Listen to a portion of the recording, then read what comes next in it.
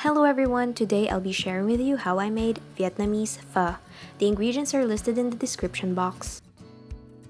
First thing to do is to boil the beef meat and bones for 15 minutes and make sure to remove all the impurities that floats on top.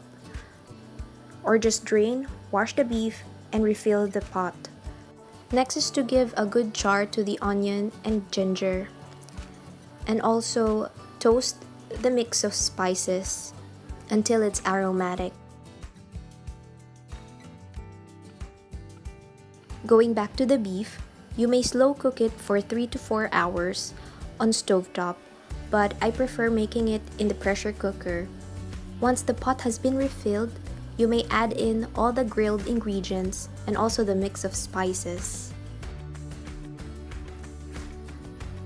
Also add beef bouillon cube, salt, sugar, and close the lid and cook it for 1 hour. While waiting for it to be cooked, you may also prepare the rice noodles. After an hour, release the pressure and add fish sauce. And strain the broth, only leaving the beef meat. Now to prepare the bowl, add in the rice noodles, followed by the basil, cilantro, and then the broth. It should be a clarified golden soup. And don't forget the beef.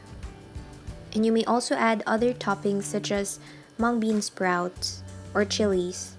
Don't forget to put hoisin and sriracha. Enjoy!